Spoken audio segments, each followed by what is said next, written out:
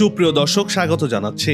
অর্থনৈতিক দিক থেকে চীন ভারতের মধ্যে বড় ধরনের ব্যবধান রয়েছে, অন্যদিকে সামরিক শক্তির বিবেচনাতেও পিছিয়ে ভারত। আর ভৌগোলিক দিক থেকে ভারত চীন পাশাপাশি দুটি দেশ। চীনের 14টি দেশের সাথে আন্তর্জাতিক সীমান্ত রয়েছে।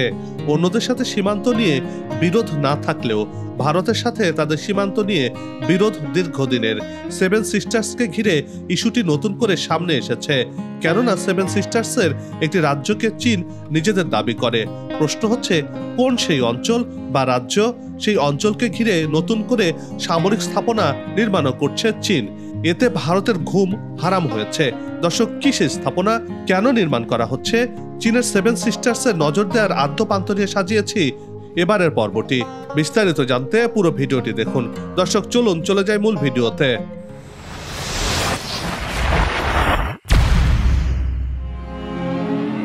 হুয়াংহো নদীকে চৈনিক সভ্যতার সূতিকাগার বলা হয়। হাজার হাজার বছর ধরে হুয়াংহো ইয়াং সিকিয়াং নদীর অববাহিকায় গড়ে ওঠা অনেক আঞ্চলিক সংস্কৃতি চীনের সভ্যতাকে বিভিন্নভাবে সমৃদ্ধ করেছে। কয়েক হাজার বছরের ধারাবাহিক ইতিহাসে চৈনিক সভ্যতা পৃথিবীর আদিম সভ্যতাগুলোর মধ্যে অন্যতম। সুদীর্ঘ ইতিহাস নিয়ে টিকে রয়েছে সেই চৈনিক সভ্যতার দেশ চীন। পূর্ব এশিয়ায় অবস্থিত এই দেশটি, এটি বিশ্বের জনবহুল একটি দেশ।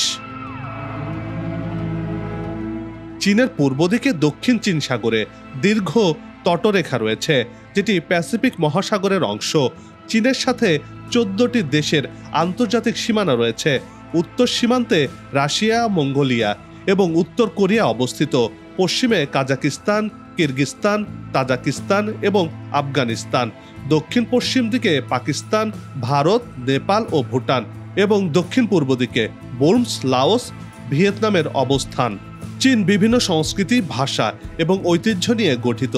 দেশটি অর্থনৈতিক, রাজনৈতিক এবং সাংস্কৃতিক দিক থেকে গুরুত্বপূর্ণ এবং শক্তিশালী। চীনের পর্যটন ইতিহাস বেশ সমৃদ্ধশালী, সেই সঙ্গে প্রাকৃতিক সৌন্দর্য দেখার মতো।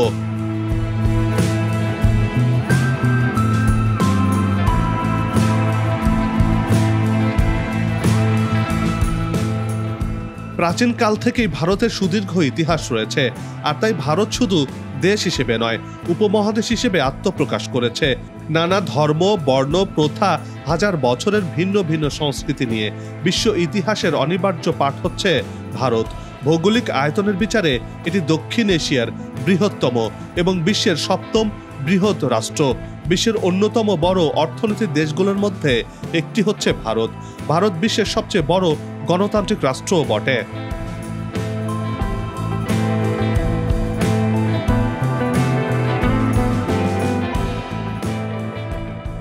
1962 সালে ভারত চীন যুদ্ধের পর থেকে সীমান্ত নিয়ে মতবিরোধ চলছে প্রতিবেশী দেশ দুটির মধ্যে, বিশেষ করে অরুণাচল প্রদেশ এবং লাদাখের কিছু অংশ নিয়ে।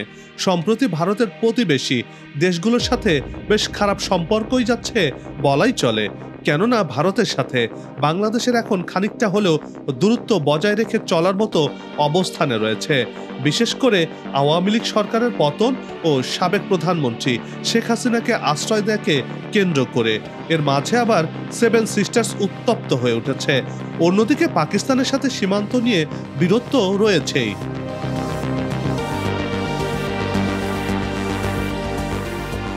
বাংলাদেশের প্রতিবেশী দেশ ভারত 28টি রাজ্যে বিভক্ত।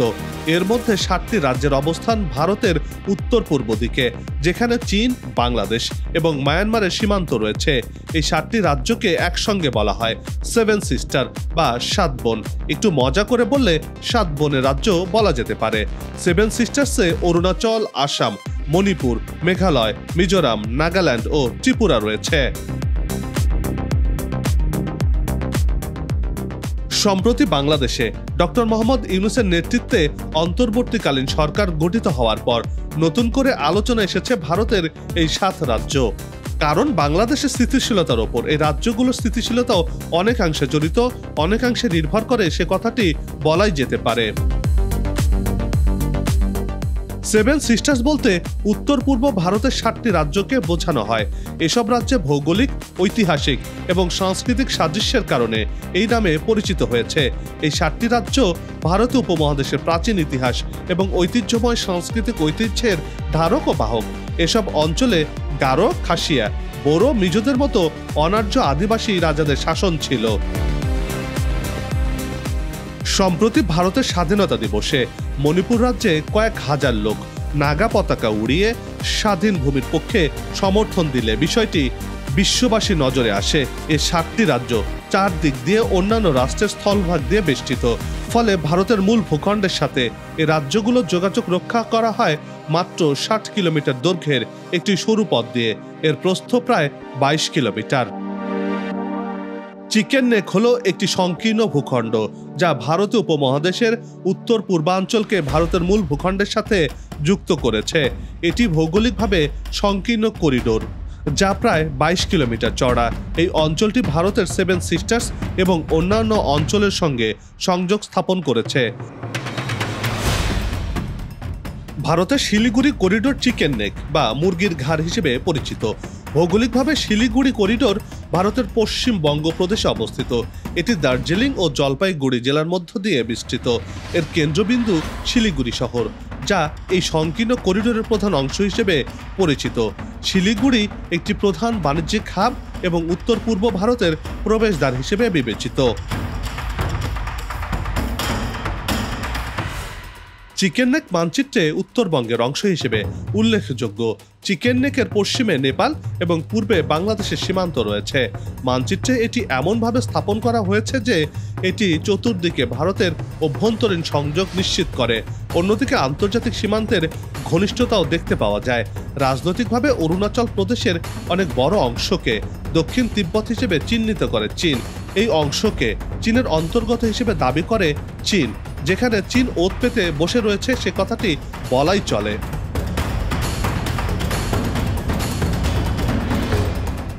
ভারতকে চাপে ফেলতে এই অঞ্চলটিতে ঘাপটি মেরে বসে থাকা চীন এবার নড়ে চড়ে বসেছে। ভারতের উত্তর পূর্বাঞ্চলীয় কৌশলগত গুরুত্বপূর্ণ 7 রাজ্য বা সেভেন সিস্টার্সের অন্তর্ভুক্ত অরুণাচল প্রদেশে ভারতীয় ভূখণ্ডের প্রায় 60 কিলোমিটার ভেতরে ঢুকে পড়েছে চীনের সামরিক বাহিনী। শুধু তাই নয়, ভারতীয় ভূখণ্ডে ঢুকে অরুণাচল প্রদেশের আনজাও জেলার কাপাপু এলাকায় ক্যাম্পও করেছে চীনের পিপলস লিবারেশন আর্মি।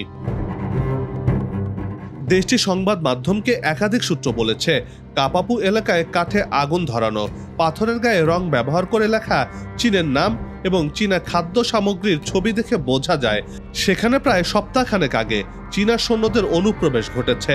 ছবিতে দেখা যায় পাথরের গায়ে ইংরেজিতে 2024 সাল লেখা রয়েছে। ভারতীয় ভূখণ্ডে নিজেদের মালিকানা দাবি করার জন্য অনুপ্রবেশের সময় চীনা সেনাবাহিনী এসব কৌশল ব্যবহার করে বলে জানা গেছে। এবার চীনের চোখ পড়েছে ভারতের সবচেয়ে দুর্বল জায়গা সেভেন সিস্টার্সের দিকে। ভারতের উত্তর পূর্বাঞ্চলের অরুণাচল প্রদেশের সীমান্ত ঘেঁষে নতুন একটি হেলিপোর্ট নির্মাণ করছে চীন। দুই দেশের মধ্যবর্তী সীমান্ত প্রকৃতি নিয়ন্ত্রণ রেখা থেকে 20 কিলোমিটার পূর্বে এটি নির্মাণ করা হচ্ছে। ধারণা করা হচ্ছে বিতর্কিত এই সীমান্ত অঞ্চলে চীনা সেনাবাহিনীকে জরুরি পরিস্থিতিতে দ্রুত পৌঁছানোর লক্ষ্যেই হেলিকপ্টার বন্দর নির্মাণ করছে বেইজিং। বিভিন্ন আন্তর্জাতিক গণমাধ্যম দাবি করছে হেলিপোর্ট নির্মাণ কাজ প্রায় শেষের পথে।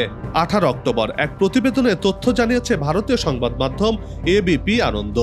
প্রতিবেদনে বলা হয়েছে, দীর্ঘদিন থেকেই অরুণাচল প্রদেশকে দক্ষিণ তিব্বতের অংশ বলে দাবি করে আসছে চীন। ফলে বিতর্কিত সীমান্ত এলাকায় বেইজিংয়ের এই কার্যক্রম অরুণাচল নিয়ে ভারত সরকারকে নতুন করে চাপে ফেলতে পারে। এদিকে ভারতের গণমাধ্যম এনডিটিভিও চীনের হেলিপোর্ট নির্মাণের স্যাটেলাইট ছবি প্রকাশ করেছে। হেলিপোর্টটি নির্মিত হলে চীন খুব সহজে সামরিক সরঞ্জাম, সেনা বা লজিস্টিক সাপোর্ট দুর্গম ভারত সীমান্তে বা ক্ষেত্র বিশেষ অরুণাচল প্রদেশে পাঠাতে পারবে। এছাড়া সেখানে ভারী যুদ্ধাস্ত্র মজুতেরও আশঙ্কা করা হচ্ছে। অর্থাৎ সীমান্ত অঞ্চলটিতে যে কোনো সংঘাত মোকাবেলায় দ্রুত জবাব দেওয়ার সক্ষমতা অর্জন করতে চলেছে চীন। ফলে অরুণাচল প্রদেশ নিয়ে চীনের সঙ্গে দীর্ঘদিনের বিরোধ নতুন করে আলোচনার জন্ম দিল। অরুণাচল সীমান্তে চীনের হেলিপোর্ট নির্মাণের বিষয়টি স্যাটেলাইট থেকে তোলা ছবিতে ধরা পড়েছে। তিব্বতের স্বায়ত্তশাসিত অঞ্চলের অন্তর্গত গংরিগাবু চু নদীর তীরে নিংচি এলাকায় হেলিপোর্টটি তৈরি হচ্ছে। ওই এলাকা চীনের ভূখণ্ডের মধ্যে পড়ে, কিন্তু যেভাবে ভারতের ঘাড়ে নিঃশ্বাস ফেলছে চীন, তাতে দিল্লির উদ্বেগ বাড়ছে।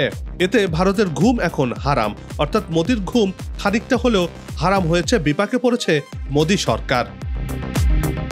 স্যাটেলাইট থেকে তোলা ছবি ও ডেটা বিশ্লেষণ করে দেখা গেছে নির্মাণাধীন হেলিপোর্টটিতে 600 মিটার দীর্ঘ রানওয়ে রয়েছে। সেখান থেকে ওঠানামা করবে হেলিকপ্টার, যা উঁচু পার্বত্য এলাকার সঙ্গে সামঞ্জস্যপূর্ণ। বেশি ওজনের সরঞ্জামও ওঠানামা করতে পারবে সেখান থেকে।